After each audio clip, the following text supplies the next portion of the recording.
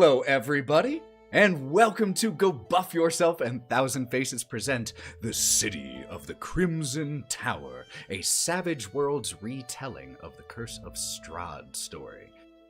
This is chapter 36. Woo-wee! And my name is Ethan. I am your GM, as always, and I am joined by our five. These five incredibly talented and incredible individuals that I have coerced into taking time away from their busy lives to play this silly game with me. So let's go around and say hi to them really quick. First, we have playing Gloria and Margaret. Hello, so excited for tonight. Playing Hawthorne is Sally. Hey, you guys.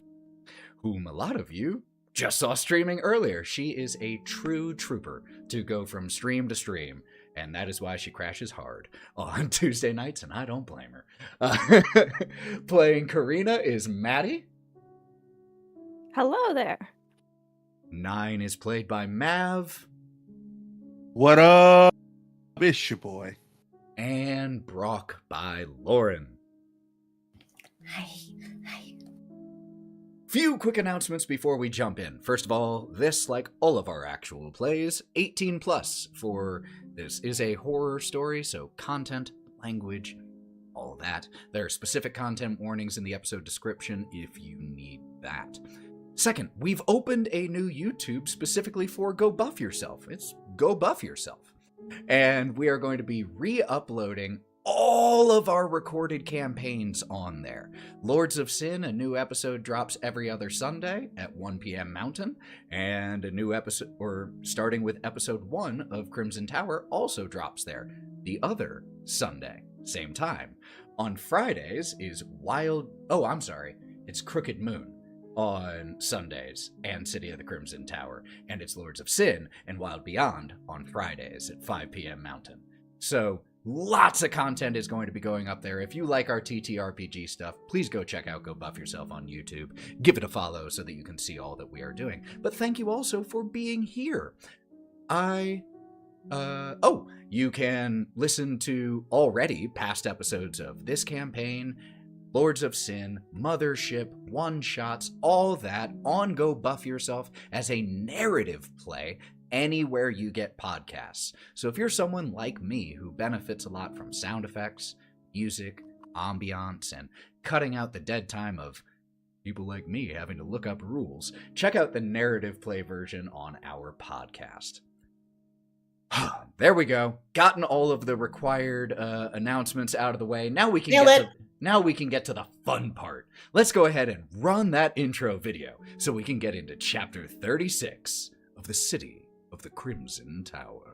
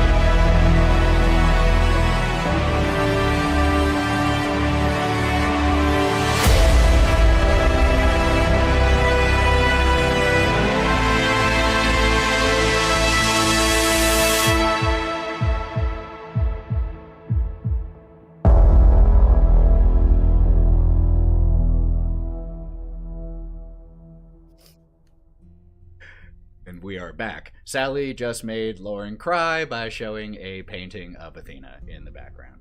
It's amazing. It's amazing. It is amazing. So, when we were last in Barraville, specifically in the province known as Vallaki Hills, you all had completed a very pressing matter that Father Lucian had requested you all look into, specifically the stolen bones of Saint Andrew that were used to consecrate the grounds of the church in Vallaki Hills. Following leads, you made it to a coffin shop where you discovered a lurking nest of vampires led by one female vampire with a silver canine mask who seemed to take great delight in causing any and all of you pain. In the course of the fight, through quick thinking, also known as sticking to the plan, Gloria managed to get those bones out of the building, into the arms of Father Lucian and Ira, and send them running towards the church. 2 out of 3 of the vampires were dispensed with, the third fleeing, disappearing, but not before Karina was dealt a mortal injury. And she was saved by something that had been lurking inside of her since a previous encounter with a few werewolves. And her body shifted into that of a werewolf, pouncing and attacking Hawthorne and Nyne. Through their combined efforts, managed to subdue Karina and allow her body to revert to its normal form. Hawthorne carried Karina back to the church along with Nyne, while Gloria and Brawk went and did a little shopping, found some replacement clothing for that which had been torn either during this fight or in previous ones. Your clothes have definitely taken a hit. In the process, discovered a toy shop by the name of Blinsky's Toys, and saw some very macabre looking playthings there, but the one that caught your attention the most was one that looked almost identical to Ira. And upon questioning Mr. Blinsky about this, you learned that this was a special commission by one Isaac, the henchman of the governor here. As the two of you returned to the church, you informed Ira of this, who a shiver went down their spine as they recalled when Isaac locked eyes with them on the street, and that he had looked at them like he recognized them.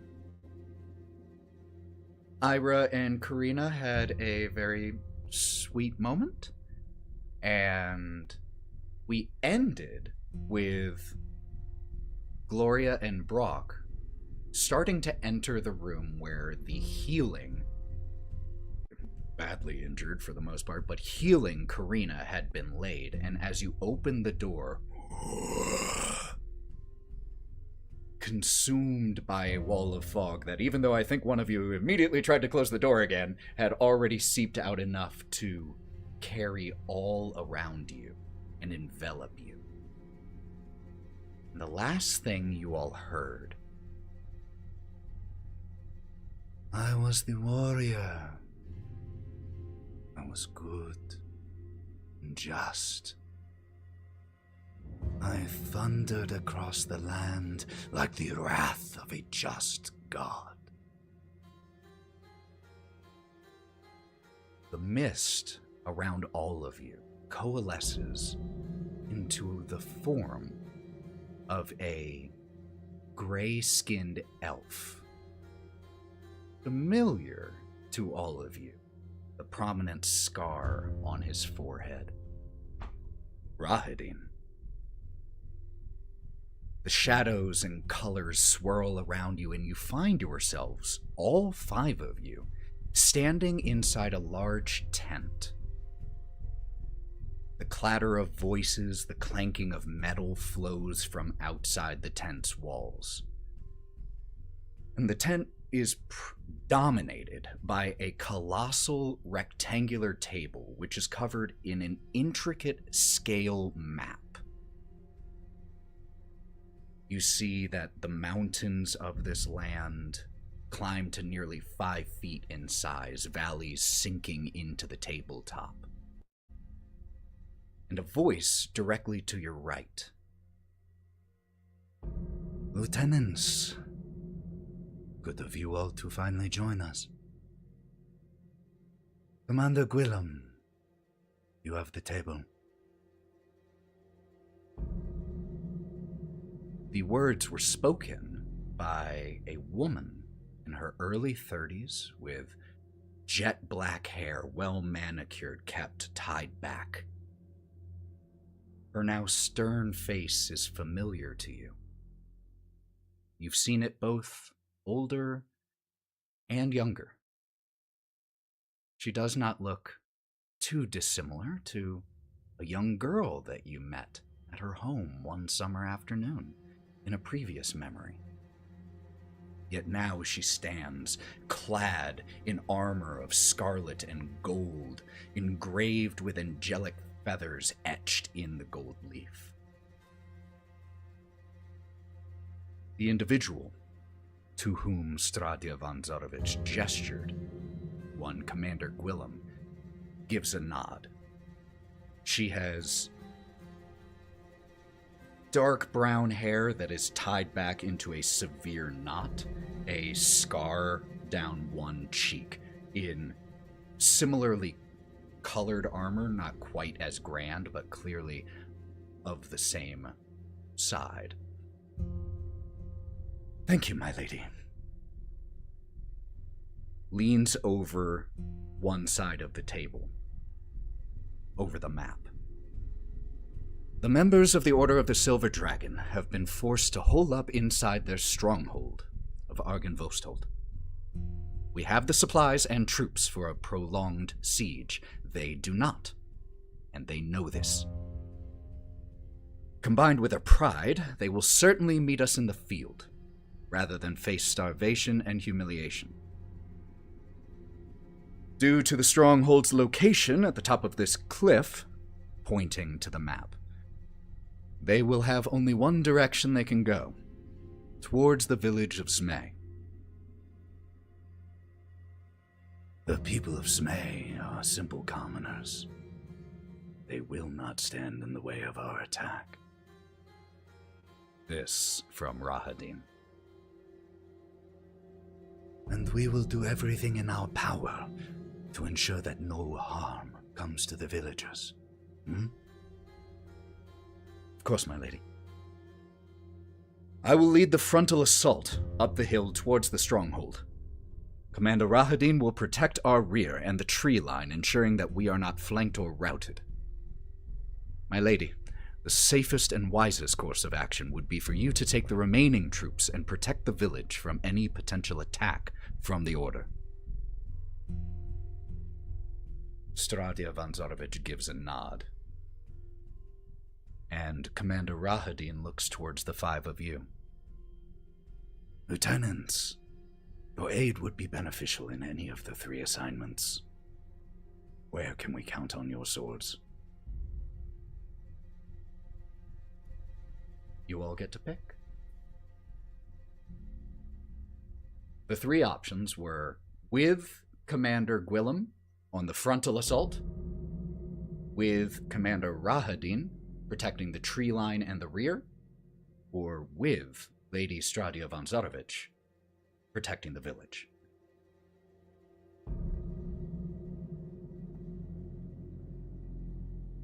I think, Sally, you were first. I just had a quick question, too. Are there children in the village? Yes, of course there are. Oh. Well, I'll be joining that way because, well, I'll project the children. I'm all for that. I'm perfectly fine there. How about anybody else? I'll join you, Hawthorne. Yeah, like it. I mean, it seems That's like the you guys have the go rest of anyway. it. If they can only Yeah. go towards the village from the stronghold, having additional forces there seems advantageous. It's not only to protect the villagers, but to be in that path. Be the anchor. The three in the tent, other than you all, give you a nod. Okay.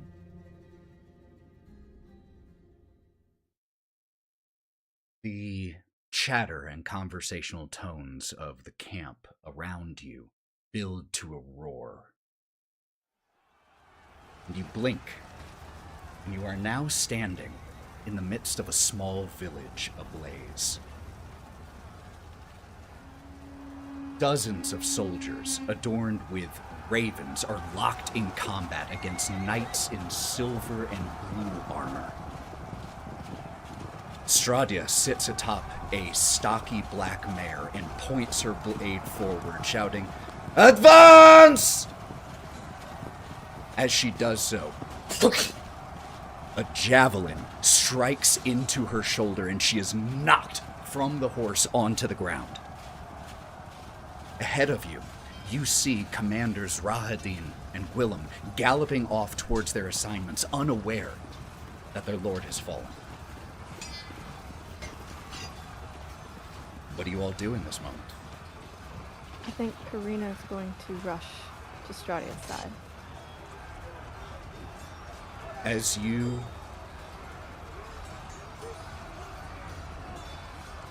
start rushing forward, you see that there are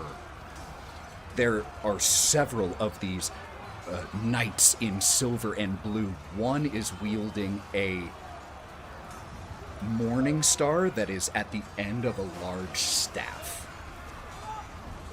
and is wearing brilliant silver armor adorned with a silver dragon, wings spread wide, and is just coming marching towards the fallen Stradia von Zodovich.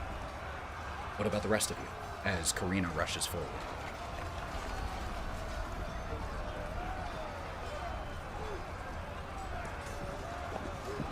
So are we adorned in our own outfits, or did we become armored lieutenants? You in look this down moment? and you are wearing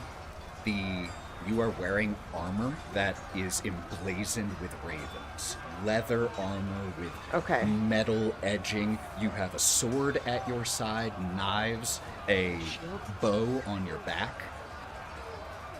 If you want a shield, no your shield, character has though. a shield. Okay. I would say my character would have a shield. I'm a guarding sort of person. So Absolutely. I will run up with Karina, and I will be ready to guard while Karina deals with the wounded, because I can see the morning star, and that's going to require a shield to combat. I could see, I'm going to look around, and obviously I want to try to help anyone who's hurting. I don't know if I am able to heal as much as I usually can, but I'd follow Karina and try to kneel by their side and see what I can do. Do you try to heal these wounds through your power first? I feel like that would be my first thought, yeah. You just can't tap into it. But you do notice that you have a pouch on your side that is laden with gauze, ointments, unguents for exactly this purpose. So while your magics here are not working, you start to open the bag and start to try to stop the bleeding or remove the javelin first and foremost. So here's what I need. Oh, Brawk, what were you doing? And not.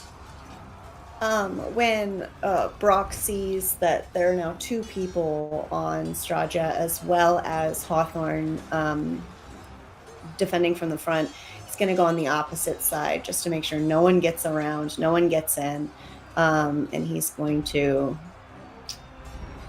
draw a bow. Okay. Keep him Nyne. back. Nyne has found a target-rich environment and is just clearing out as many people as he can. Okay. This is a playground for him. He has found his place. This is going to be a little mini game here, essentially. Let me see here. First of all, could I get someone to roll me a d4? Sally? Who's doing it? I'll do it. Yeah, sure. Oh, I rolled a 4. well, I called on Sally. You probably want it to be all right. lower than a 4. 2! Cool. A two. That's better for you. That is how many rounds you are going to have to try to protect Stradia von Zarovich here in this moment. So, here's the way it's going to work. We are going to use the quick encounter rules of Savage Worlds, which means you all simply announce, like you all just did, what you're going to do, and you are just going to make one roll each to represent it. We're going to do this twice.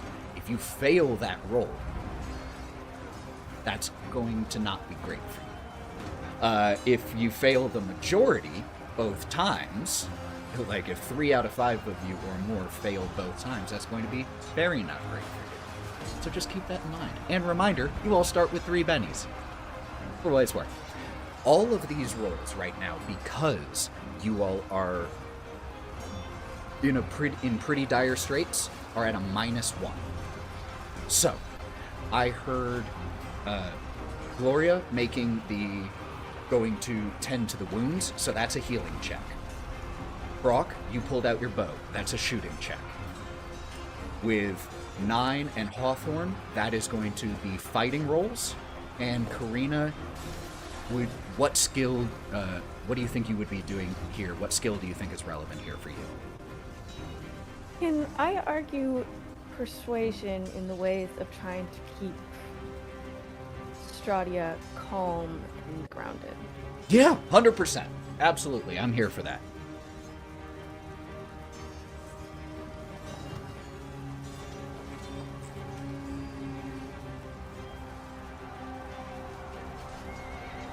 Okay, so I'm gonna struggle at first and spend a Benny to see if I can do better. It's like really disconcerting that like my magic's not working in this moment, and it like takes me a second to kind of get back into my muscle memory. makes sense. And just so you know, with the -1, the target number here is 4. So, at the moment, I see Brawk with an 8, Nyne with a 4, Hawthorne with a 6. No. And- Mine will be 3. and Gloria- Got it. With a 12. Woo! Gloria with a 12. That was a very good use of that, Benny. I should rolled say. mine, but it was privately. Do you want me to re-roll it? No, or I are can you see okay? it. You got a 3. Yeah. Privately, I was gonna be I'll like, use a how penny for dare that you then." not let me see? So at the moment, we are sitting at, group-wise, 3 failures, or 3 successes, 2 failures. 9 spent a Benny to re-roll, getting a 6. That's a success. Wow, I really cannot roll today. I guess I'll just accept my failure. Okay, so that is 1 failure and 4 successes. So, Karina, I did get 2 raises. you If that means anything. absolutely did, which will get taken into account. But for Karina, with that failure, as you're focused on Stradia, just trying to keep her attention on you, just trying to keep her conscious, trying to keep her calm, as Gloria is there trying to patch the wounds, you feel a slice up your back. As since you were wearing lighter leather armor, a halberd is able to, from one of the soldiers, is able to take an arcing upward strike, getting through the armor, and you will take 1 wound. Does the wound I had earlier carry over? No. You are technically at, 0 wounds here in this vision. The heavily armored silver and blue garbed knight with the staff Morningstar just thunderous crash with his weapon into the head of one of Stradia's soldiers, sending him crumpling to the ground, blood sluicing from the eye slit of the helmet underneath. Continues to march forward and points a finger towards Stradia and shouts. 2 other soldiers start to try to run around Nyne and Hawthorne to get to Stradia. But that is 1 out of 2 rounds successful. So, what are we doing this second round here? Attack it! What was that? Attacking! Okay, so you are trying to meet these knights who are trying to get around you? Yeah! Okay. You go charging into them, and what weapon do you envision Nyne has pulled out here? Honestly, Rob, you know what? Not his fist in this moment. Would not be his fist. Would be a great sword. Just a huge hunk of steel as you come running behind, come slicing down. Hawthorne, what would you be doing? Hawthorne would pull out his weapon. Are you attacking both of them, Nyne? I'm attacking the big boy! Are you attacking the main one or the two ones coming at Stradia right now? Two ones coming at us, behind, two. Okay, are you attacking both of them or one? I wanted to make sure. Both. I'll attack both. You're going to attack both of them? I'll assist with the attack. Hawthorne would have a sword because he's a lieutenant. Although he would want to use his horns, he would have a sword. He would pull out the sword, and he would do a sweeping motion, countering with Nyne as he moved around and cut through. Okay, Karina. I think she's going to kind of turn her focus away from Stradia's mental stability and assist in healing. Gloria? So, I was trying to heal her. Mm-hmm.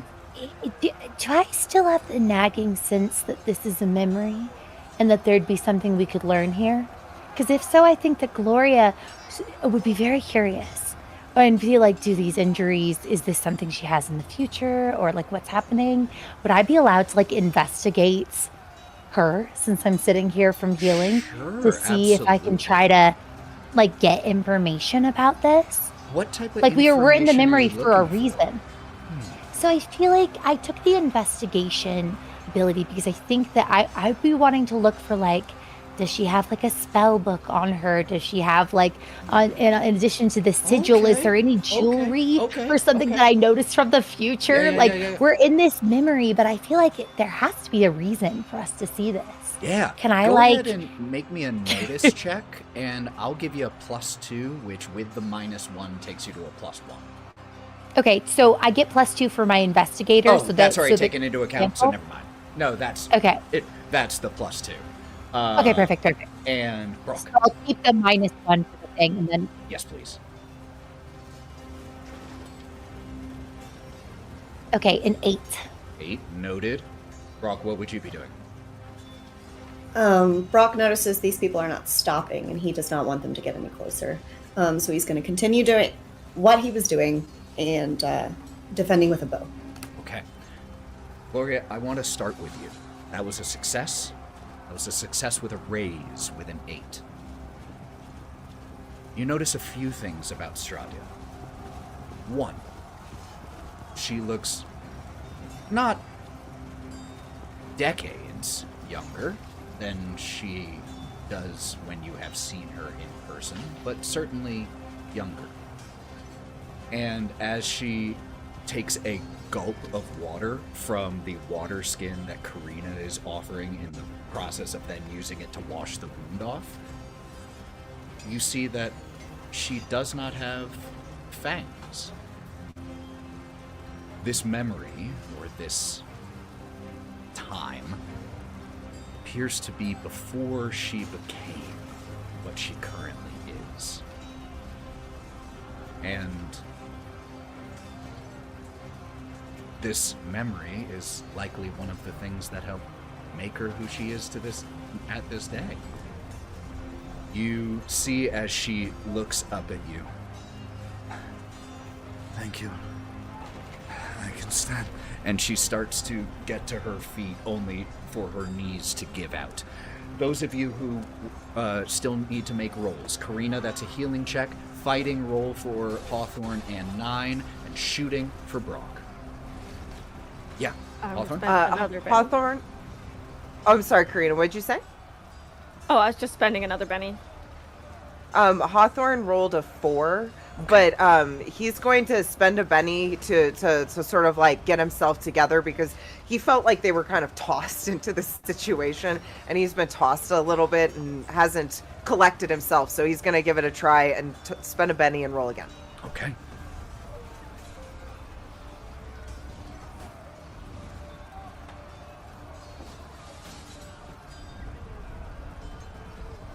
Holy crap, Brawk. Yeah, don't know what came of him, you know, in the current timeline. Not so great. Past ones? Hey, you're You in your should element try. I'm going here. to keep the first one. I'm going to keep the first one. I got a 4. Okay, so, Karina, you stay focused on your patient here. After giving her something to drink and she tries to stand up, you wash the wound and finish patching what Gloria had started, while Gloria takes a second to try to take the scene in. There is a thunk as Brawk draws the longbow he has in his hands and pierces straight into right into the eye of someone who foolishly wore a helmet that didn't have a face guard, and just falls mid-run. Nyne got a 5 and Hawthorne got a 4. So the two of you go peeling off, chasing down those knights who were trying to flank and get a vantage to be able to stab at Stradia here. But Hawthorne, you knock one off their feet, bring your weapon down straight through, and Nyne, the other notices you just as you are bringing your blade down into the neck. You have to use your foot to pull this greatsword out of this knight.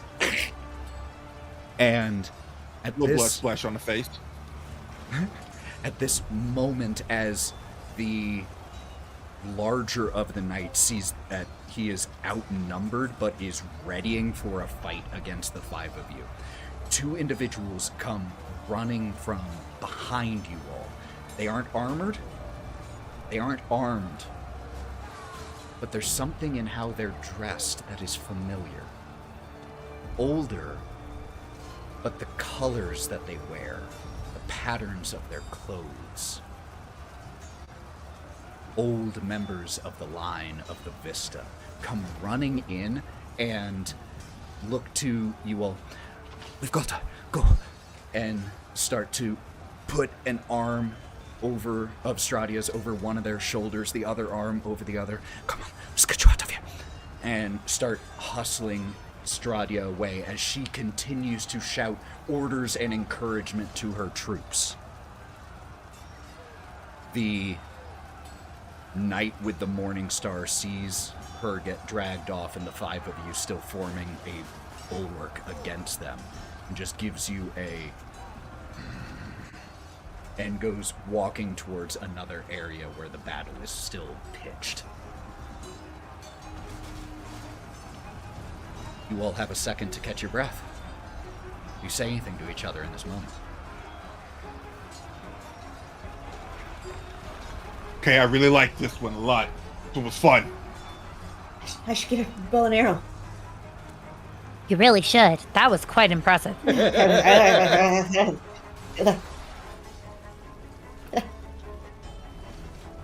We'll go fight some more. This is great. What was this moment? What was this that we were a part of? I mean, it had to be defining. Was this when she was turned? What?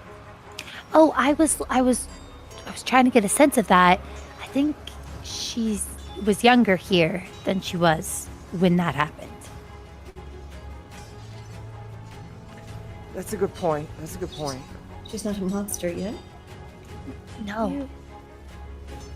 Do you think this is why the Vista are under her protection? Most definitely. This feels really formative.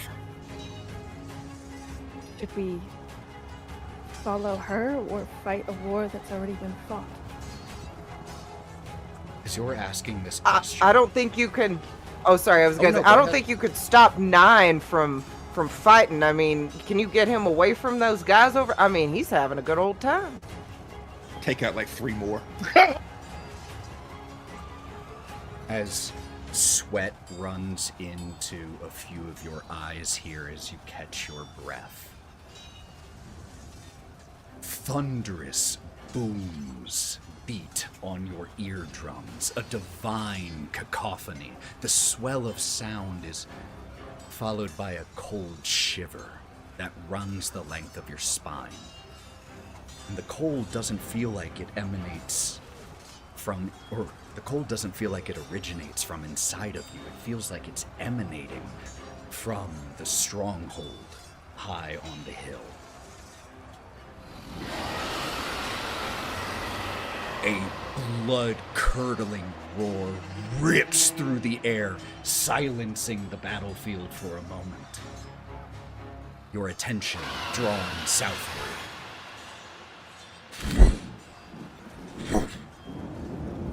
The sun above, glinting harshly off of a pair of gleaming silver wings and claws that crest the turrets of the stronghold, and you gaze in full view at Argenvost, the silver dragon. And as it begins to approach the battlefield where you are, mist begins to surround you once again. But the years, war, killing years, wore down my soul, just as the wind wears stone into sand.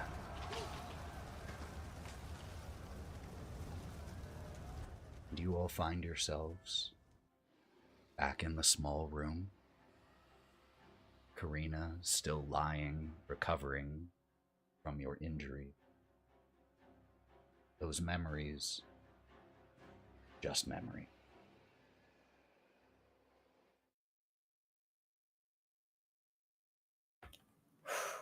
So that's why she had this. She took the skull for personal reasons. You don't know she did that. That's from you playing Curse of Strahd before. Yeah, we don't know that information. You don't know. Wait, about the we skull? don't know that they helped her? No, you know that they helped her. She said something just now about taking a skull. Wait. That's because she has played We Curse don't know of the Strahd. connection from Stradia to the bones at the moment. We don't know the connection. Oh. Sorry, I got lost for a second. I was like, wait, I thought we saw them help. No, you Okay. definitely saw that.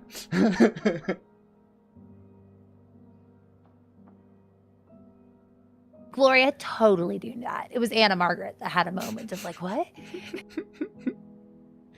Do we need to get... Okay, I'm putting...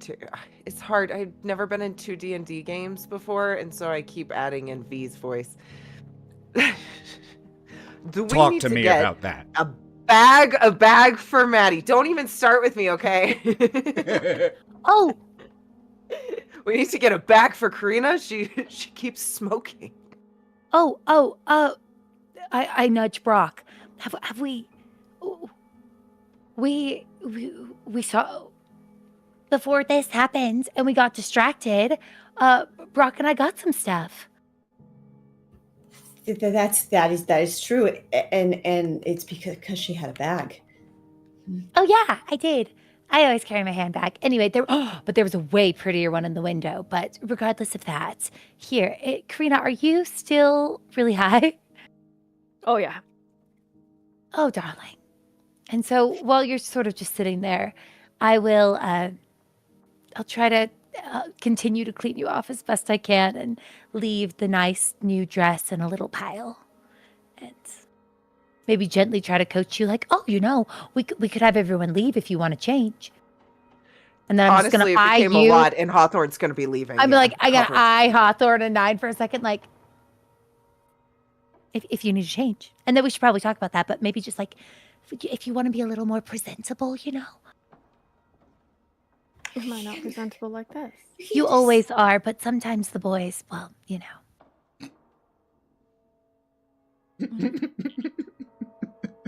get freaked The out. fuck I do. You just get- I didn't do anything. I would Nothing yet. Nothing yet. You've been nothing but helpful. They might just, Okay. want they to just get see- awkward. Remember Brawk? Well, I guess Brock's still standing with me. Brawk. Actually, never mind. Everyone's handling it perfectly. Here's some clothes. Just continues to Karina sweat. is going to just stand, or like slowly sit up and stand and let the sheet completely fall off of her, so she's 100% naked. I love that for Make you. eye contact with Brawk. Brawk just turns. Oh, he just turns. And he's covering his eyes. So he's covered his eyes and he's turned his back. Just let me know when And then Four she will times just now. ready. very going to- slowly I'm dress. gonna look to see if I see any like scars or pigmentation from the transformation as Karina is completely enclosed in front of me. I can't stop my doctor tendencies. And I'm gonna just see if there's any other wounds that I missed as I was healing, and take the opportunity to heal you a little bit more, Karina. So like, So, I wasn't gonna ask you to declothe for an examination, but I mean, if you're offering, let's try to get you healed as much as possible. I will leave those descriptions about any pigmentation or scars up to Karina. I do want to... Karina, do you have any wounds remaining? I do currently have a wound, yes. Okay. Also, Gloria, take a Benny for responding to her disrobing with, I love that for you. That just sent me, and I wasn't able to give you that Benny in the moment. So, Karina does still have one wound. We are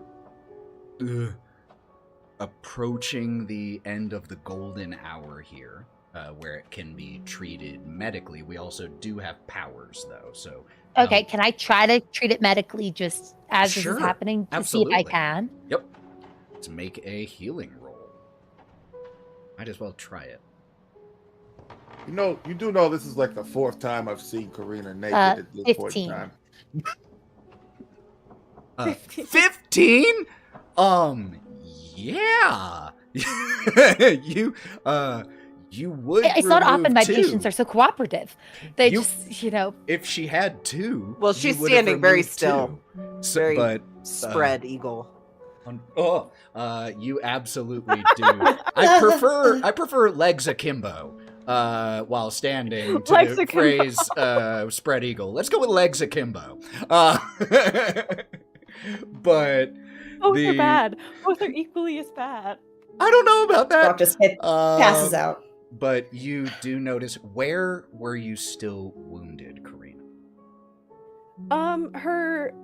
From basically the tips of her fingers to her elbows were both badly burned from her failed attempt at a Molotov.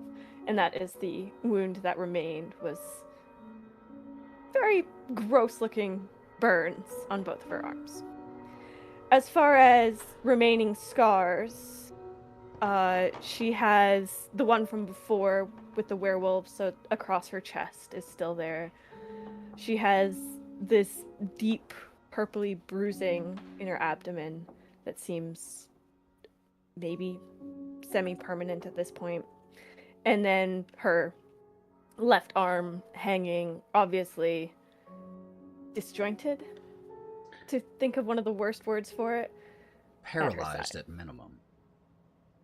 Yeah. And on that note, I want to break the fiction for a second to discuss just something mechanical. That is what is called a crippling injury, mechanically. A lingering, permanent injury. And there is really one way you can deal with that, and that is through the healing power. It takes an hour. It also takes 20 additional power points beyond the initial cost. And at the moment, our two power users have a maximum of 20. Which means that until there is a rank up, or until you find someone who can do this, that is permanent. I think Brock's balls should come before the arm, but that's just because poor Brawk has been, Bless you for ballless thinking for a about my while. lineage. Yes. So that will obviously Yeah, but mean... Brawk can still fight with one ball, though. It's fine. That will obviously mean that in combat or stressful situations, you have one arm you can use, one hand. So no two-handed weapons, no holding a gun while climbing a ladder. Have a bit of a problem here now.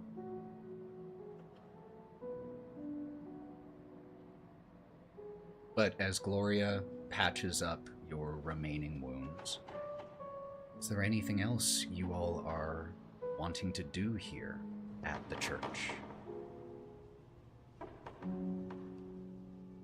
I sit now so I can pick Brawk up off the floor. Is she still nude? Never mind, don't tell me. Oh, yes. Ooh, pass out again. It's gonna just open the door, just grab Brawk by his leg, just pull him out. Just let us know when you're done. Come on. Dragging him out. I don't know if to take that as a compliment or an insult that he faints every time he sees me. It's a compliment. It's because you're radiant. It's a talent. I think you're the radiant one here, Gloria. That's when I'm glowing, but like, you know, the world of magic using, I don't know. It was weird in that dream not being able to use the powers that I found here. It's a little odd. A little disconcerting, especially if we're going to be shunted into dreams like that. Yeah. Although it's weird. Do you ever feel like an echo, like your body is moving without your awareness? Like, I feel like sometimes, I mean, even now when treating your burns, I feel like my body just knows it, you know, how to do it. I think I know what you mean. And honestly, before I spent the rest of the time here inebriated, I felt it too. Well, then maybe you should stop taking things that are affecting your mental capacities as frequently if you're noticing side effects. Not side effects, more blurred lines. It's kind of like a side effect to me, but we could look at a little closer. I do think we should maybe as a group talk about the dream. So when you're ready, here's the dress Brawk and I picked out for you. The store owner said that they were happy to tailor it if you need an adjustment on sizing. And here's some new stockings. They had a terrible selection of shoes. I didn't get any, but hopefully yours are still salvageable. I did notice some people as we walked through the store, so I think you'll be fine. The biggest problem with my world building, not a good enough selection of shoes. You literally told us when we went to the shop it was a poor selection of shoes. I made a note of it in my notes. I love that. Thank you. Do you mind helping me? Oh, yeah, of course. As I get you dressed, I'm going to also just go debate with myself a little bit and then be like, you know, there's one other thing. And I maybe shouldn't have said it. I did tell Ira, because it's a little bit creepy, but do you remember that gentleman, the one, Strosny Isik, that big man that was with the governor in the parade? Yeah, vividly. Well, he commissioned a doll from a rather creepy toy maker that looks just like Ira. Like, just like them. And we told Ira. And they were also concerned. And so we were thinking that, like, it was maybe just good to be aware when you're feeling better. Maybe we take just, like, a turn through the toy shop. I think we should take a turn to wherever that guy lives and talk to him. I am not confident that's in our best interest, but I'm willing to investigate the possibility. Don't you think it's a little bit terrifying that he knew what they looked like, and Iris confirmed that they had never seen him? Right, Brawk? Is Brawk conscious again, or eyes open? Right, Brawk? I think Brock's been dragged out of the room. We should talk about this with Brawk. Here, I'll help you put on the dress. Well, Brawk has good insight on this. I'm sure he does. Ira's not staying here. They're going to come with us. Well, you know, we had this conversation with Ira. I would love for them to come with us when we leave the city. I don't think that they should go gallivanting around this place, even in our company, until okay, good. Yeah, we're not leaving her alone in this church, even though this church is sanctified and safe from the devil. I don't feel comfortable leaving the city without them. Oh, yes. Okay, cool. I think we're all on the same page. Okay. I'll start lacing up the back. Does it feel stretchy enough? I tried to get like an elastic fabric that maybe if, say, your limbs were to change any proportions, it should stretch instead of tearing. I think if I'm to turn into a fucking monster again, the state of my clothes is really not my concern, Gloria. You know, sweetheart, I actually feel like the way that we speak about ourselves is it manifests our reality. And, you know, really how you describe this situation is going to, and think about it in your head, that's going to impact how you're going to experience it. And then by extension, we're going to experience it.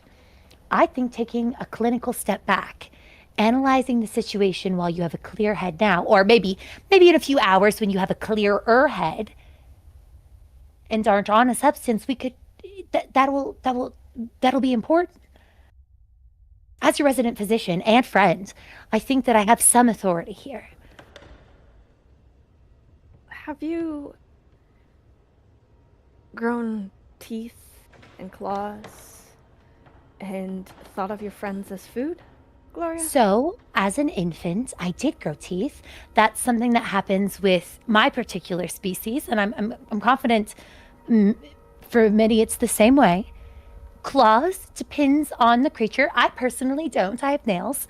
I could dearly use a manicure, but that's not on the table right now. As for eating my friends, I personally haven't, but I'm sure that there are perfectly nice beings that have considered it and chosen not to.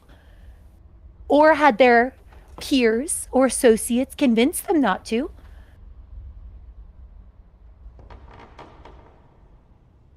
Thank you, Gloria, for the dress. Of course. Here, let's talk to Brawk. I do think that the doll is kind of a pressing issue. I tried to buy it and they wouldn't let me. Let's go. Hawthorne, I saw your hand, and then we're going to jump to Brawk and Nyne to see what you two have been up to during this conversation. Okay, so Hawthorne actually left everyone a very, very long time ago. He started wandering around and sort of started trying to wander into like an office or any sort of back area that he could find of the church. And if he found any books or any papers of any kinds, he would start going through them. The room directly across the hall from this office where Karina was laid on one of the desks seems to be Father Lucian's personal office. So there are books, numerous different holy texts to the Morning Lord and of Saint Andrew in here. Is there anything in particular you'd be looking for?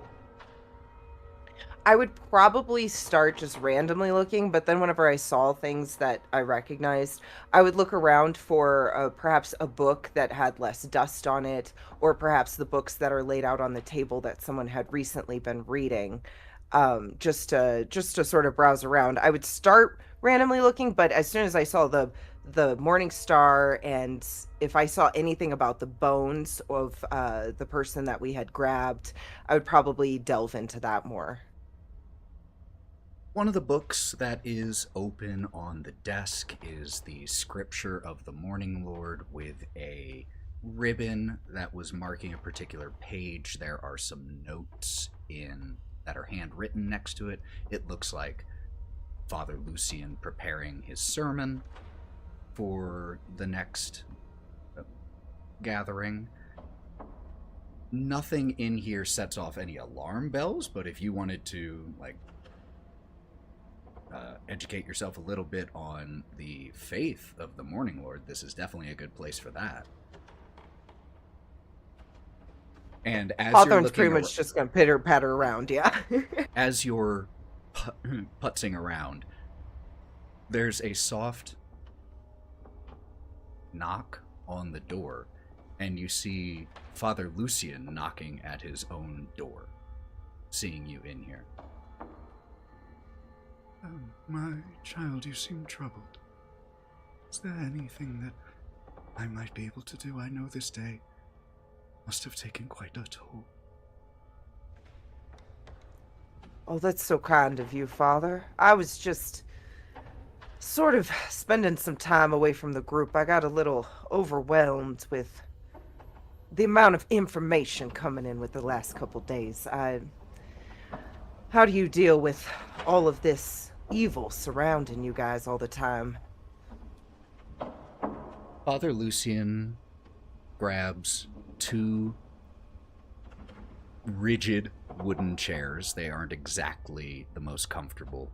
His, from behind his desk, has a small pillow on the back for lumbar support, but he pulls the two chairs up so that they're seated, they're looking at each other, and he takes his seat and gestures for you.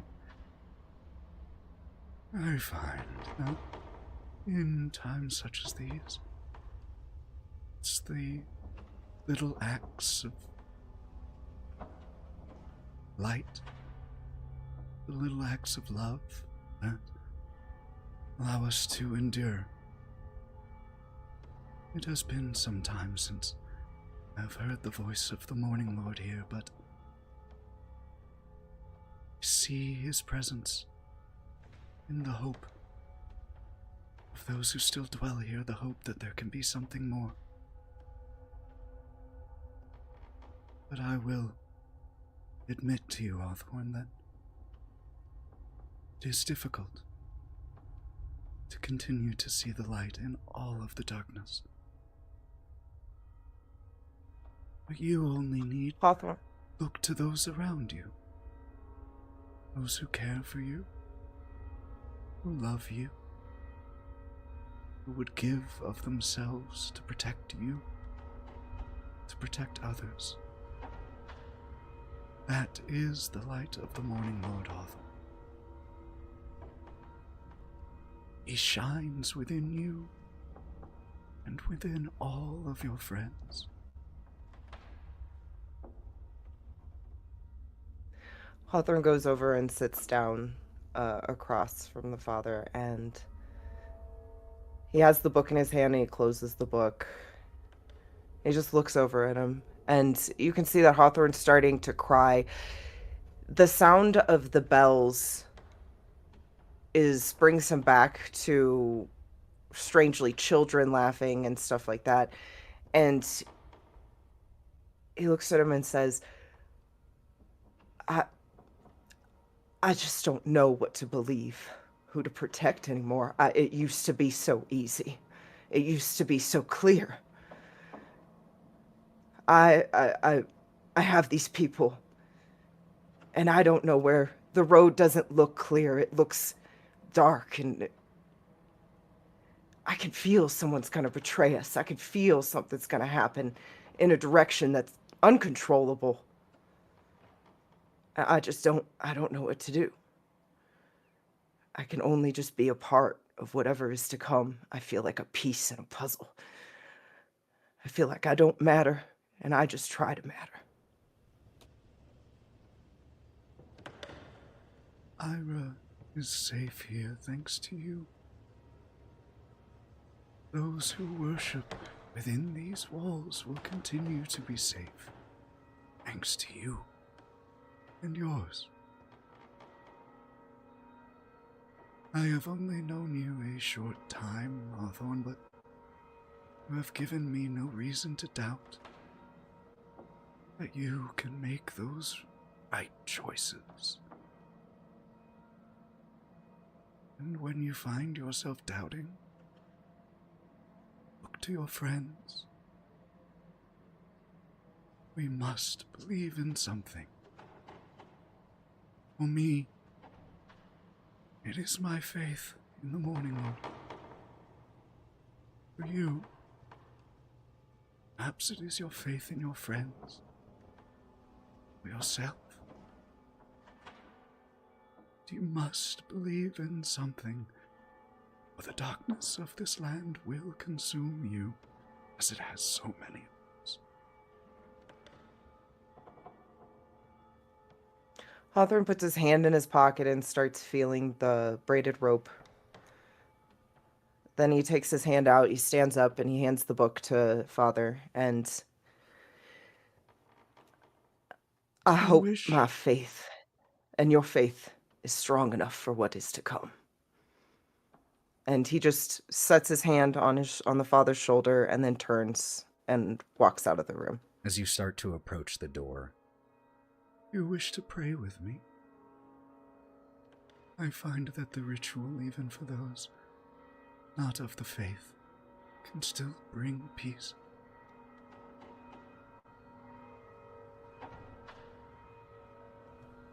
Hawthorne stops and thinks about it. He's never been religious in any fashion. And then he's just sort of drawn to the fact that maybe the father will get some peace out of this himself. And so he sort of just does it to humor him. And he turns back around and he sits down and he offers out his hands. as Father Lucian takes yours and begins to whisper quietly, we pull out from that room to Brawk and Nyne. Nyne, you dragged Brawk from this room to spare him whatever was going to be happening. What would the two of you be doing during this time? Kid, you can't keep passing out I don't after know seeing why. some titties, man. I don't know why. My entire body just goes completely hot, and I can't see anything, and then I'm on the floor. I don't know why. I think she likes making me do this. I think she likes it. Do you like her? No, I mean, like, she's messing with me. And he picks himself up off the floor. He dusts his knees, straightens his jacket. I'm gonna get through this, Nyne. I'm gonna get through this. I'd like to see a woman naked one day without passing out. First of all, nice shirt, and you know what, bud? Thank you. It's new. Listen, that's a proper goal to have in life, okay? You know, there shouldn't be anything wrong with the human. Looks at himself with someone's body, at all. So, you know, hey, listen, you get flustered. I understand that. That's completely normal. Yeah. I just don't feel like I'm particularly good with people and women, especially when, and then they're vulnerable, and then I'm vulnerable, and I don't know how to. The door anyway. opens, and Gloria and Karina walk out from the office. Hey, beautiful. Wow. Well, look at the dress. And he kind of leans, makes eye contact with Gloria as if to go, all right. I'll look back at you and nod like we nailed it. Now, I have a question for you all. Just a reminder, today, this morning, was when you saw that procession of the governor. Late morning was when Father Lucian informed you all about the bones being stolen. It has been a long, tiring, strenuous day. And so, while I'm not saying you will have to go take a long rest or anything like that right now, you don't have to go get some sleep if there are other things you want to do. It is getting on later in the day. And my question is, would you all be planning to stay the night here? Or would you be planning to return to the Blue Sky Inn? Or would you be planning to do something else? Are there any bookstores here in town? Yeah. Sure, you can find one. Yeah, I want to go to the bookstore real quick. Are you going to be doing that, like, as everyone else is heading back, or are you going ahead of everyone? Whatever the fuck you guys are going to do, I'm going to break off and go look for a bookstore. I got things to go find. Okay. But just so we know where you would be meeting up, where would you all be heading? Oh, Nyne, before you go, are you coming back here, or should we head back to the inn? Hawthorne's already starting to walk out the door to go towards the inn. I'm gonna go get a drink. Maybe we should stick together. Brawk, Here's the thing. You guys go to the inn. I will meet you there. Don't do that. I will be fine. I'll be fine. You know, truthfully, Brawk, we were fine, even though we went in that creepy store. So just stay clear of, if you go down the main pathway, hang left. There's a cute shop, then across is the creepy toy store. Don't go in there. Because we haven't told you what's in it yet. We'll tell everybody else and fill you in when you're back. All right. Cool. Creepy toy store. Got it. It's relevant. You'll get it later. Live in anticipation. Enjoy your time. Goodbye. Bye-bye.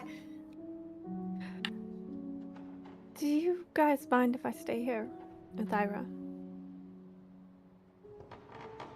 Is this Ira's going to be staying here? Oh, yeah, that makes sense. Looks at Gloria. I'm going to try to Nobody else make for eye me to contact look with to. Hawthorne, who's clearly left. And I'm like, it's back to us. I don't want to make this Ooh. decision. You know, Karina, I think I can see why you would want that. I also think that it would be very good to debrief some of the stuff that happened. Maybe we make a strong plan of meeting up for breakfast.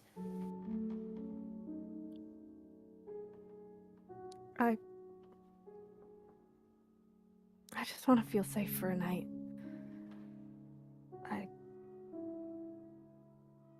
I heard her voice in the inn, and I don't want to hear her voice again. Oh. Brawk, do you think the inn is safe? I don't really feel like anywhere is safe, but the inn is where I know. Okay. So, Karina, maybe we meet for breakfast? Do you not want to meet at the inn for breakfast? Would you rather we meet you back here? Can you please just meet us at the inn for breakfast? I'll meet you guys at the inn for breakfast. Thank you. Bro, I'm fine. I'm Yeah, same. Totally fine. Karina will finish filling you in about what we saw later, I guess. I'm going to link my arm through Brawk as we walk out the door. And I'm Just a turn reminder, to you all don't have to leave yet. If you want to stay and have conversations now, you of course can. I was just trying to figure out where you No, were planning Brawk- to lay your head. I assume, Brawk, that you're feeling as wiped out as I am. Just based off of, how much magic we've done today. Yeah, I'm pretty depleted, and the whole doll thing was really scary. But we can talk about that later. It's totally fine. Yeah. Everyone's probably safe. I'm not totally confident where everyone else is going. Hawthorne's moving kind of quick. So let's just make our way back to the inn. And then maybe we'll at least tell Hawthorne about the toy store and some of the ominous commissions and the fact that, I do feel like we maybe should have mentioned to Karina that next to the Ira dolls were the dolls of the devil, and that seems relevant. We can bring it up at breakfast tomorrow. Or walking. Yep, we see Gloria and Brawk hustling to catch up to Hawthorne.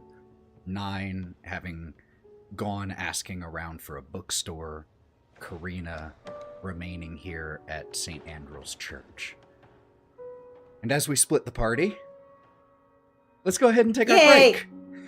Let's go ahead and take our break, and we'll be back picking up right here in 5 to 10 minutes, y'all. So don't go anywhere. Grab yourself some water. We will be back.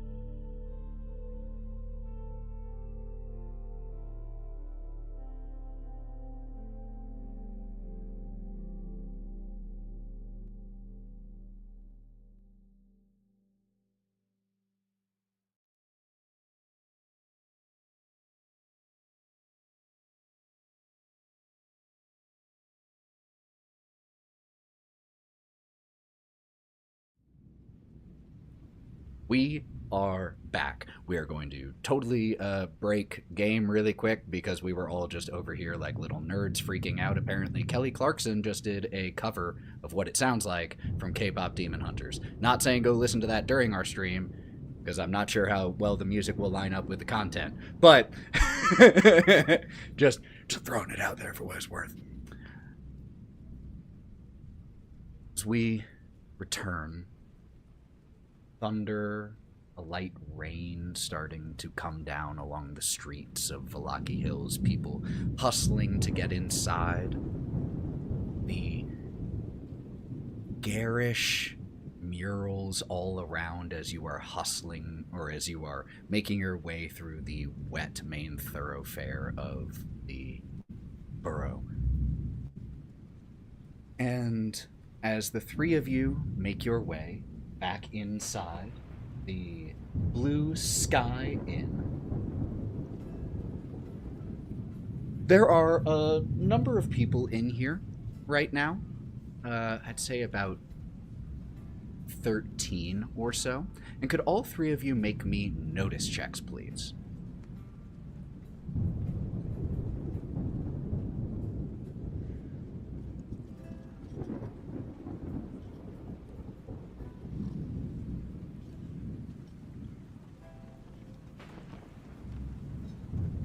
What'd you get, Hawthorne, Brawk, and Gloria? I got a 5. 4. 5, 4. A 10. 10. Okay. All three of you notice that as you walk in, Erwin is currently working front of the house, and he sees the three of you and nods to himself and goes behind the counter and squats down looking for something. All three of you notice that. Hawthorne, with that raise, you notice that, like I said, there are about a dozen, 13 or so people in here, not counting Erwin and his family. And you notice that 3 or 4 of the individuals in here, all of whom are seated alone, just stare blankly off at nothingness.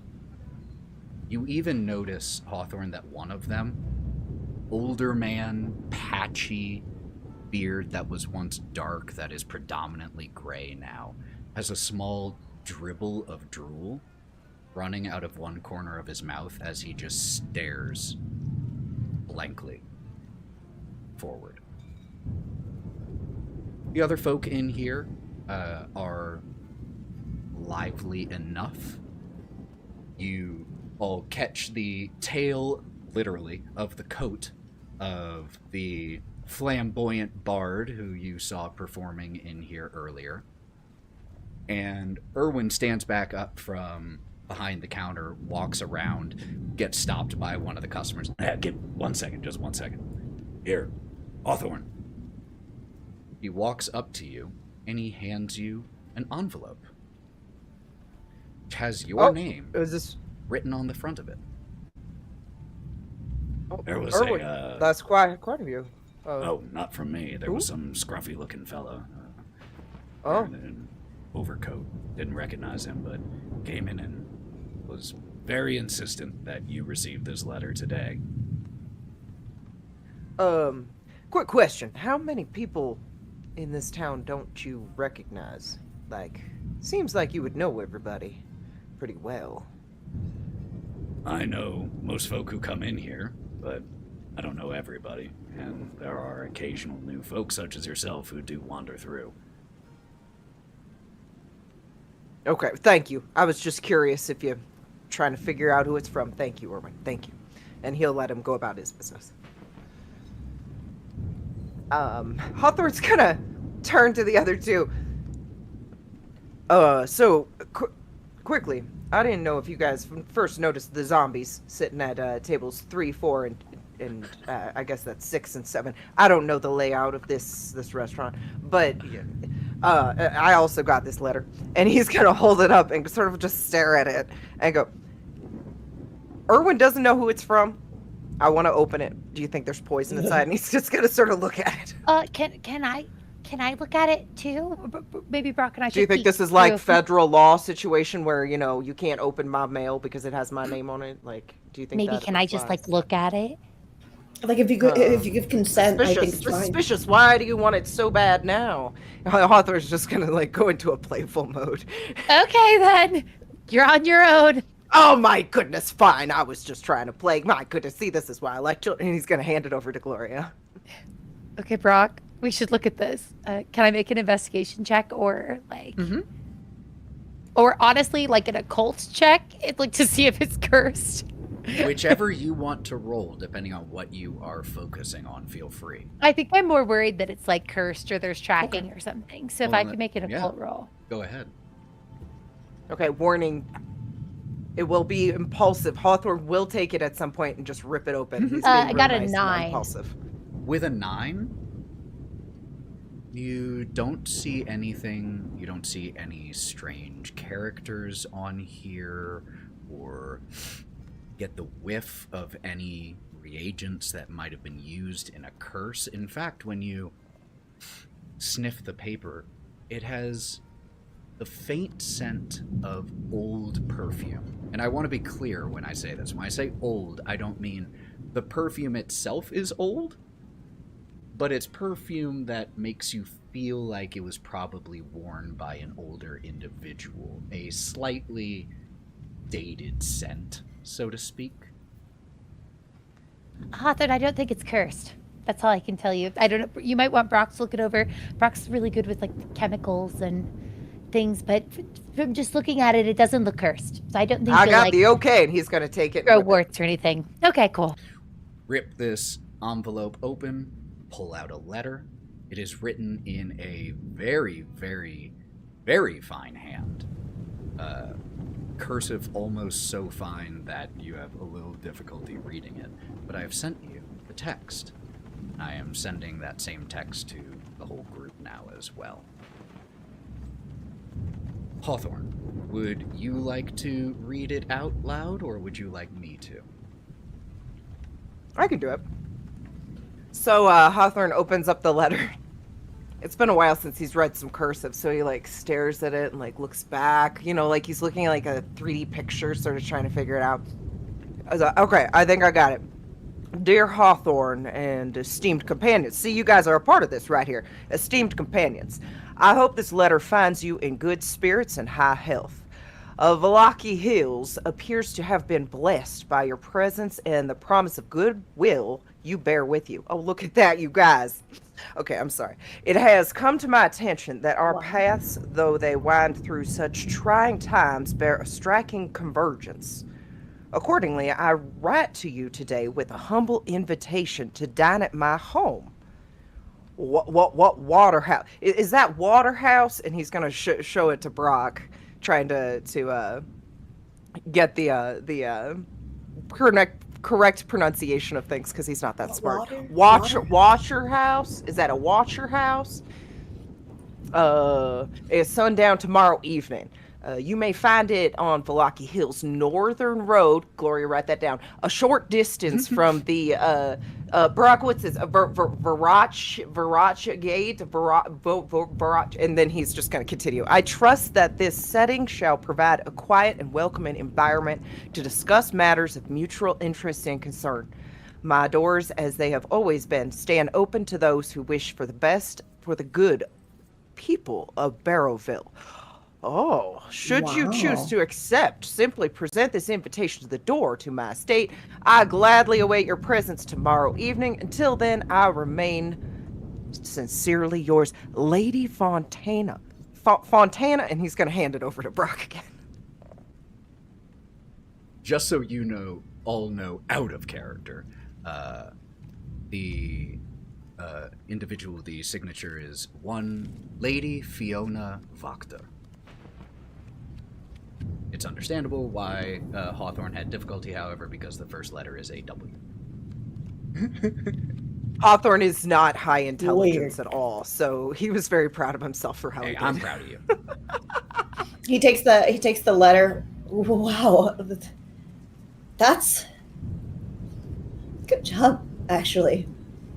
Like, how do they know to write to us? And that we'd be here. Nah, I guess word travels, right? I'm suspicious of everything. It's a good point.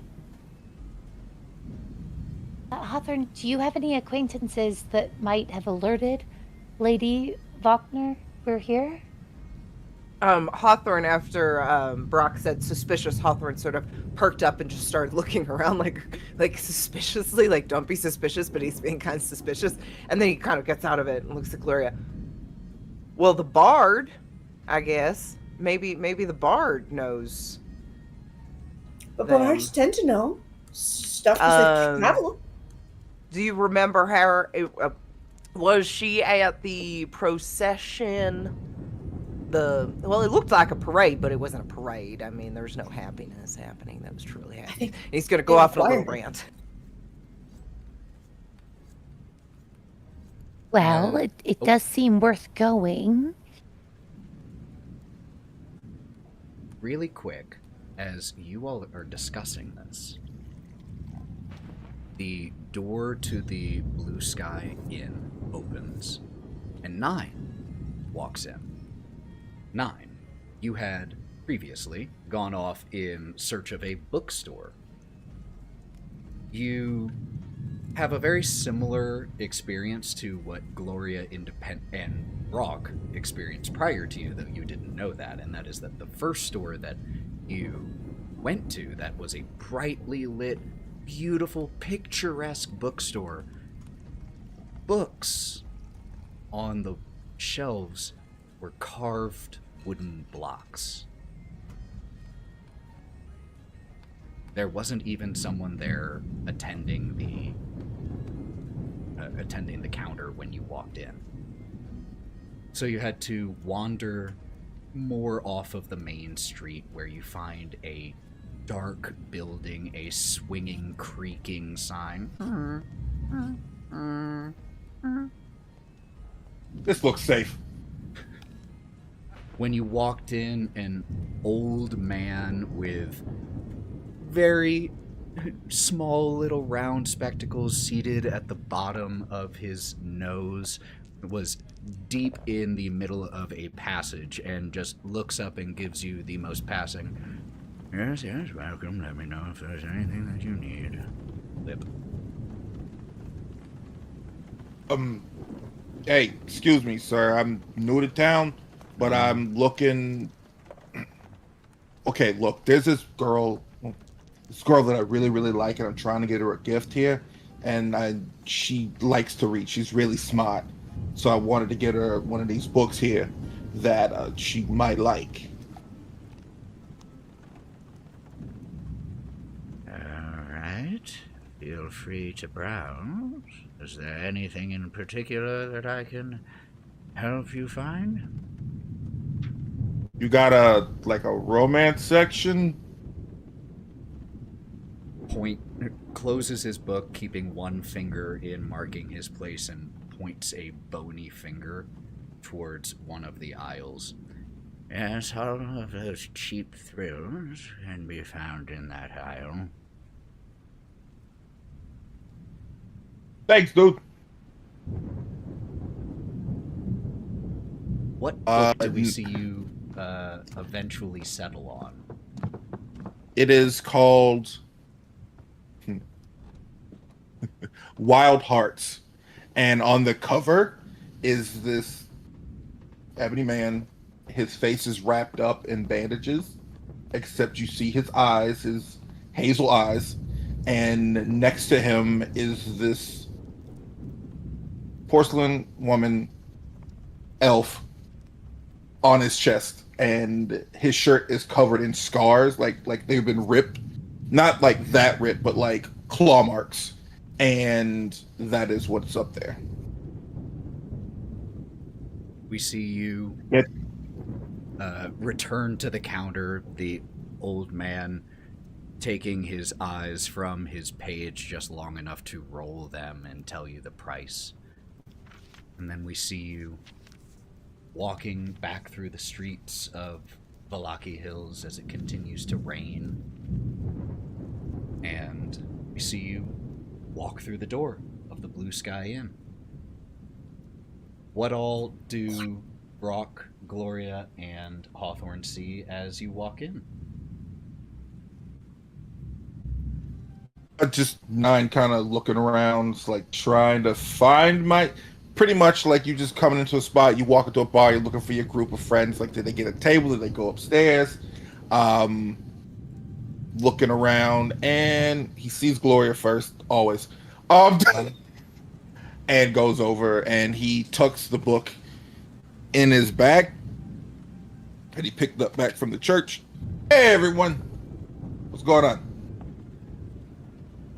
Yeah, oh, Hi. Gloria, we should tell him. We should tell them. Okay. About the dolls! Oh, yeah. Okay, Oh, so we have, Someone's looking for Ira. there's a lot of news. My gosh, this First, came out of nowhere. Hawthorne got a letter. First, I Hawthorne got a letter. Yeah, what are we gonna talk about first? Oh, yeah. We're talking about dolls, and that just came out of nowhere. And now I'm very curious about dolls. Like, Brawk, you... Okay. hang on a second. And then no, Hawthorne's gonna stop Brawk, and then he's gonna look around, and he's gonna find a booth. And he's go, let's go over here. Yes. We're at a good table. I'll grab your hand, Nyne. I'm glad you As- made it back. As you all thanks. relocate, Erwin, who was bringing drinks over to you, comes to the table. where Sorry, you were. Erwin. Oh, no problem. It's a better Sorry, table Erwin. anyway. Here you go. Our party expanded. Resettles your drinks for you all and walks off. Okay, so, and Brawk stands and he tenses his fingers on the table over the letter that he was holding. Yes, exactly like that. Over the letter that he had put on the table. So, okay, we got this letter, and he gestures to the letter but doesn't look at it. But that's the good news. Suspicious, but good news. We want to start with the bad news. The bad news is when Gloria and I were out, we went to a toy shop because in the window was a very suspicious looking doll, which we inquired about. It looked exactly like Ira. Exactly like Ira. And then the other doll looked like, with the hair and the, I think, and he said that he was commissioned by that guy that was super mean at the parade. Yeah. Who the Strasny dark-haired one? Isik. No, the big one, Strasny Isik. Oh no, the dark-haired doll was commissioned. Oh, no, the Ira doll. The Ira doll. Oh. Which is even weirder because less people know Ira. I just... Don't you think When that's did very... they make the order? Do you know? Do you know when they made the order? Oh, no, we didn't ask. I just know. I was just curious if they knew Ira before they saw Oh, yes, them at definitely. the 'Cause- thing. No, because they saw we just them got here. today, this morning, and then we saw is the cool. doll in the early afternoon, and they It's said already that there? it's been in the window, and they've already had inquiries for it, and it's irritating. So it that had the to be doll- longer than a day. Yeah, It's all very suspicious. Is all I'll say, and I'm just really, really, really worried about people recognizing Ira, like we talked about earlier. But at the same time, I'm just really worried about now there are more eyes on us, and gestures to the letter. Does anyone else want to talk? I'm a little lightheaded, and he sits down and take both hands on either side of his glass, and he just sips. I think that was a great synopsis. I think that, Brawk, your last Oh, point thanks is so what's really resonating with me. It's the fact that we've already been feeling watched, and now it's clear that there's other people and other parties with different interests also watching our group. Hawthorne's gonna take a shot of liquor and then elbow Nyne and go, I got a letter from a cougar. Oh yeah. And he's gonna take another shot of liquor. And Brawk shifts the letter over to you. Like an actual cougar or an older woman, and points Oh, to the woman, himself. man, come on. Read the letter. Just read the. I'm not gonna read it again. Don't look at me. Big words in there, like accordingly. He begins to read the letter. He's like, As who's Fiona Wachner? Nyne asks this, we pull out of this moment and back over to St. Andrew's Church. Karina, you had chosen to linger here. What would you be doing? I think she would be doing nothing beyond watching. So wherever Ira is, Karina is. If Ira's helping somebody out or talking to somebody, Karina is leaning in the doorframe watching. She doesn't get involved, she doesn't help out, but she spends the time watching. We see you in the leaning in the doorframe of the small but comfortable room that Father Lucian has set aside now for Ira to use for as long as they wish. Ira doesn't have much to unpack. And so after setting their things down and pulling out the few belongings that they have, just turns to look at you. I think it's gonna be alright here. Just, better than it was. Are you okay? I don't mean physically. I mean, you're alright. I know today was hard. Reasons I probably don't even understand. I don't know. I wish I could just say I'm fine and move on, or be able to put my finger on what's wrong, but I don't know. I know it's a stupid question. I always hated it when people ask me that. What are you supposed to say? Are you alright? No. It's alright to not be alright.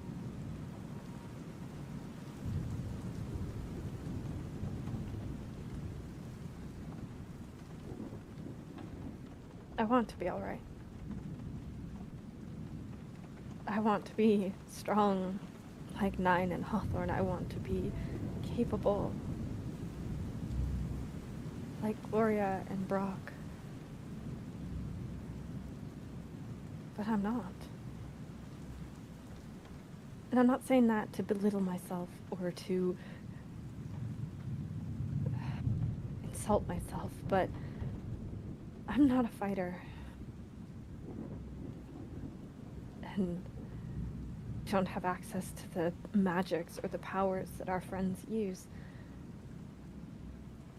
Half the time I feel like I burden more than I help.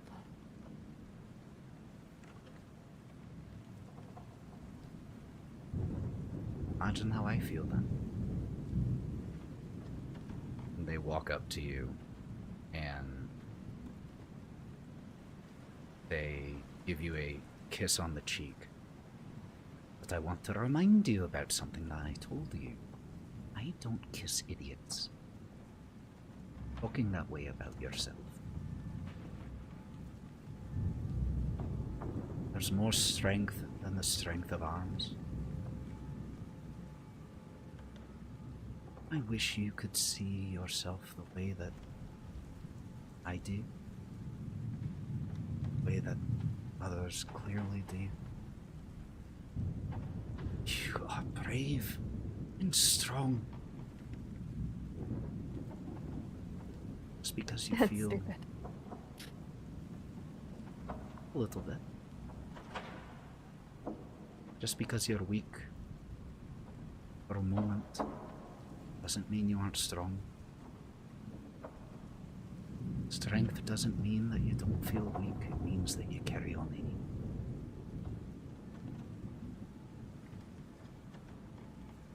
And you're carrying on. I'm proud of you for what that was.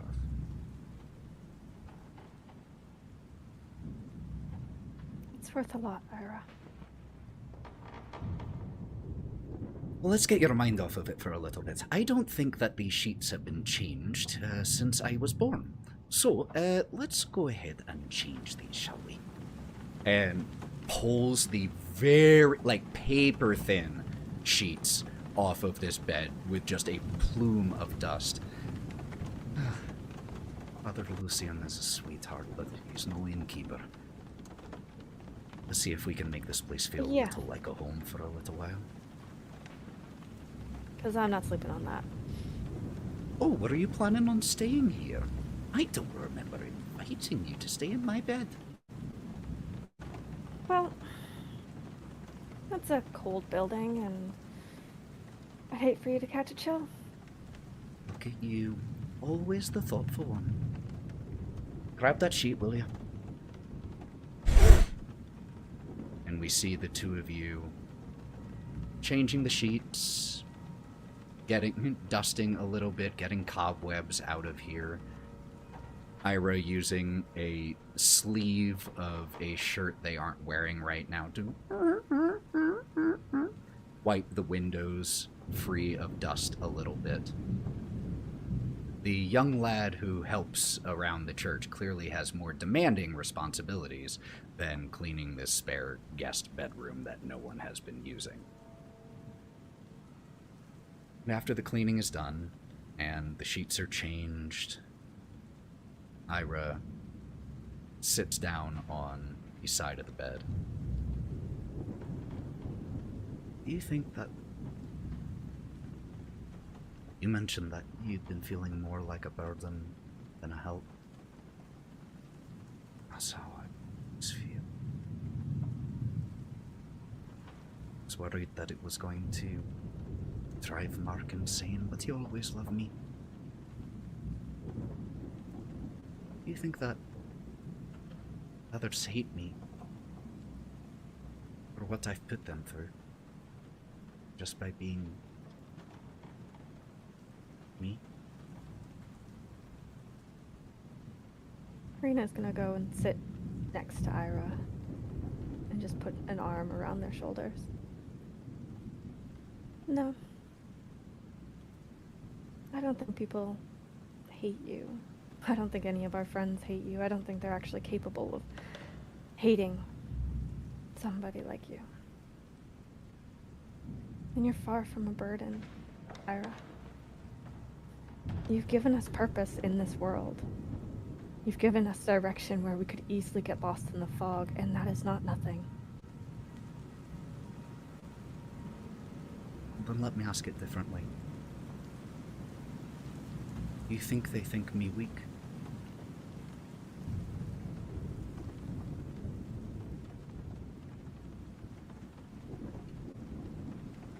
No. Well, For the then same why reason would they think you're weak, Karina? If I've been a burden and they don't think that I'm weak, why would they think that way about you when you have been so endlessly helpful? That's right, walked your pretty ass into a trap.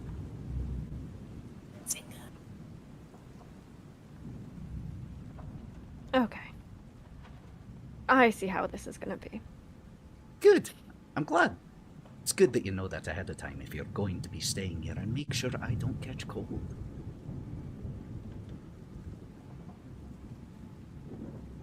Well, you've been enough of a help. I'm going to go see if good father would be kind enough to direct me to where I could make us a cup of tea. Does that sound good to you? Thank you, Ira. Anytime. They turn and leave you in this room, just the sound of the rain pattering against the window. Is there anything else in either of the groups anyone would be wishing to do tonight? Discussion, actions, anything like that?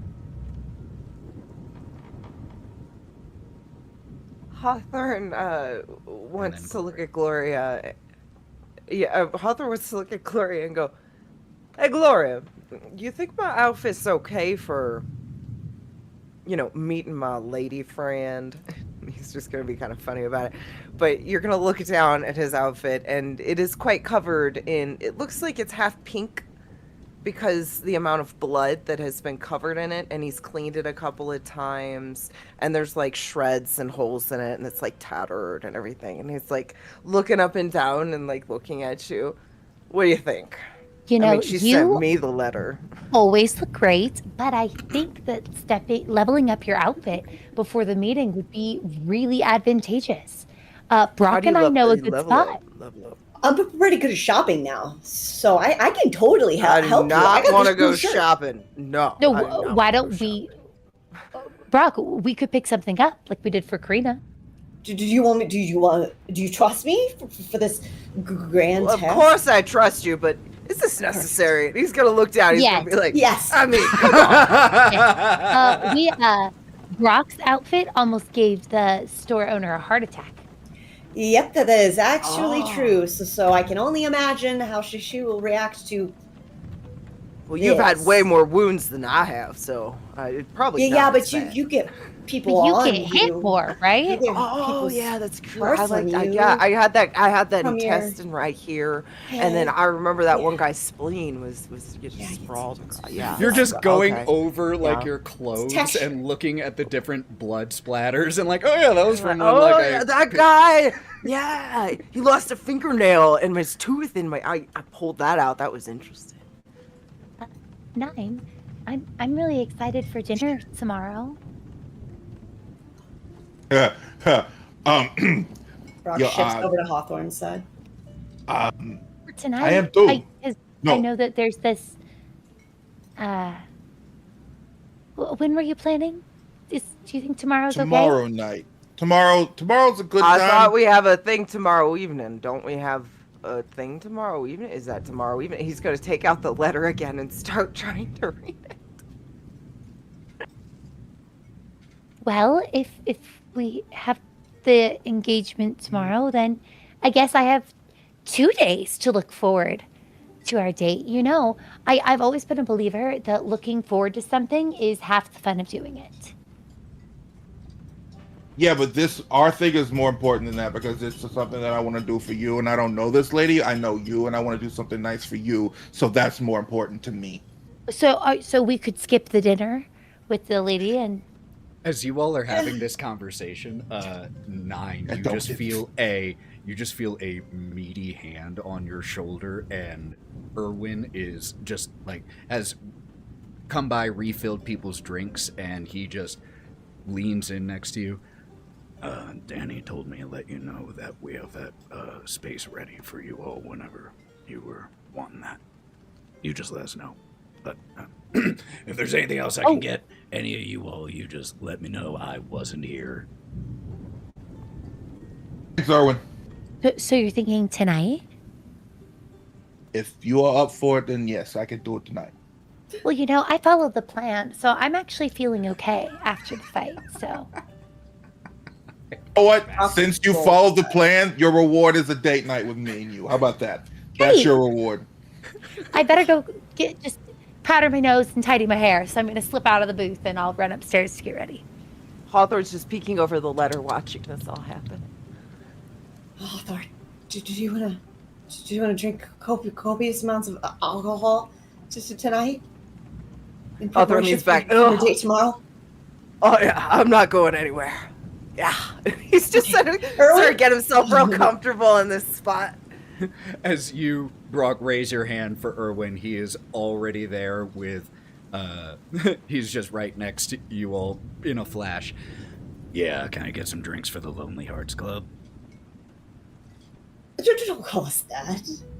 Oh shit! I have to go get ready. You gotta go, my guy. You're gonna kill it. And he gives a little punch to your shoulder. You got this. And his eyes are wide and glistening, a big old smile on his face. He has the utmost faith in you. Remember, she could fly away from you, so be nice. How the fuck would you say that? He didn't mean it. Honest truth. Honest truth. He takes another shot. You should go. Go. Nyne, you had stopped like at the bottom of the stairs with that shout from Hawthorne about flying away, and then you start heading off to get ready, and we see this wonderful bro moment with Brawk, Hawthorne, and Erwin all watching Nyne go upstairs to get ready, and Erwin just looks at the two of you. His eyes get wide, and he raises his eyebrows as he just gives a shake of his head. Oof. Well, at least there's some joy in this place. And he raises his glass and looks at Erwin. Right? Hawthorne's looking Erwin up and down. Hey, you have a shirt I could borrow? You ask this as Erwin is still watching Nyne and looking at you all, and Danny walks over and thumps him on his shoulder. Wouldn't hurt you to show a little romance every now and then. Just because we've been married 30 years doesn't mean I still don't like wooing. When's my date? Oh. And she walks off and turns around with a smirk and a wink. Now I've gone and gotten in trouble. Look at what you've all done. All right. Danny! That doesn't look like trouble, does it? Goes hustling after her, and she stops at the door that leads to the back room, looks behind her to make sure her husband is following with a sly smile, heads through the door. And as he gets to the door, he turns to the two of you again and gives a small little flourishing bow as he just walks backwards through the door. I'm just gonna do like a little golf clap, sort of like clapping my hands together.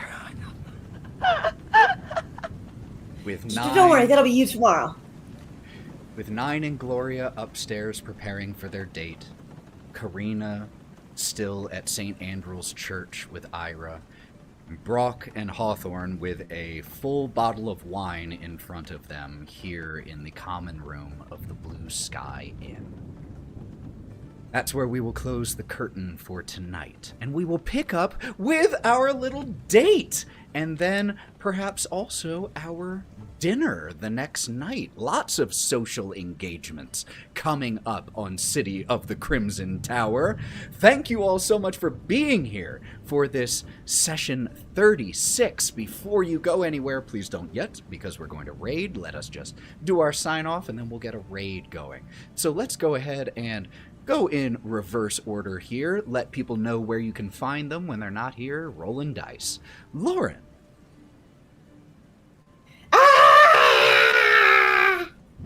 Hi, I'm here. I'm also on other places on the internet. 1,000 Faces Cosplay, 95% Lauren. You can find my booty just about anywhere. And I am gaming. I just played a scary game yesterday called Fear the Spotlight, and it was really scary and super spooky. So, and there's another half to it, so I'm gonna do that again. And she never plays so stay scary tuned for that. games. I never do, because I cried several times, but it's okay. Come watch me cry. Okay, bye. Also roll dice. Okay, bye. Mal.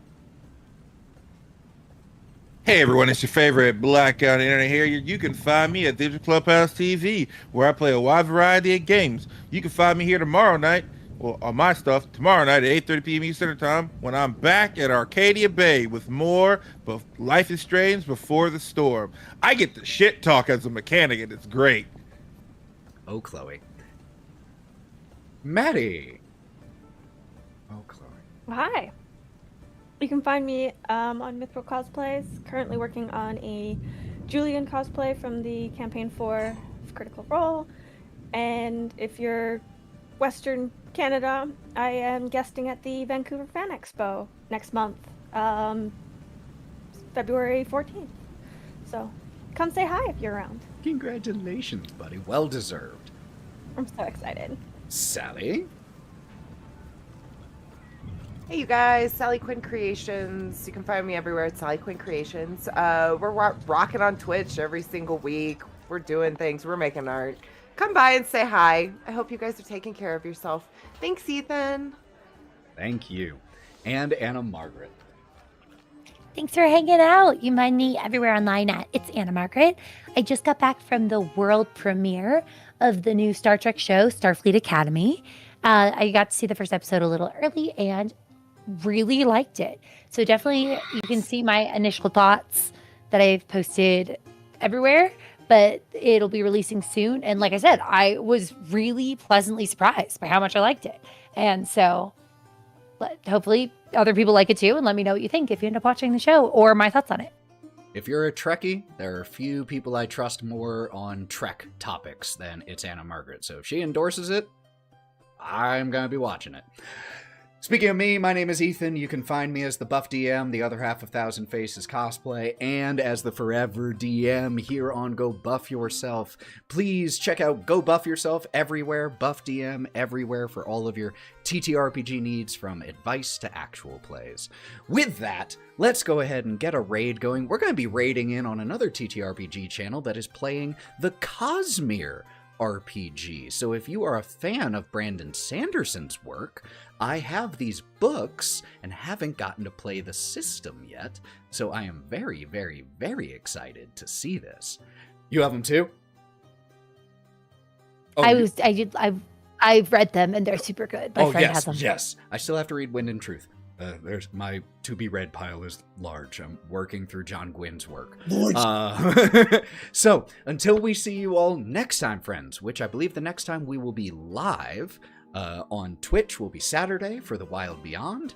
But if you want to catch up on the City of the Crimson Tower, Lords of Sin, Wylde Beyond, or Crooked Moon, you can find those getting constantly updated on the Go Buff Yourself YouTube. Brand new channel, just made this year.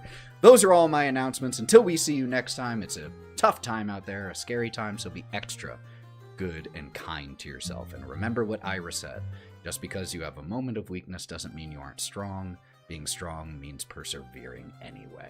So, you all are strong, stay strong, and until we see you next time, friends, we love you, fuck fascists, and go buff yourselves. Bye, y'all!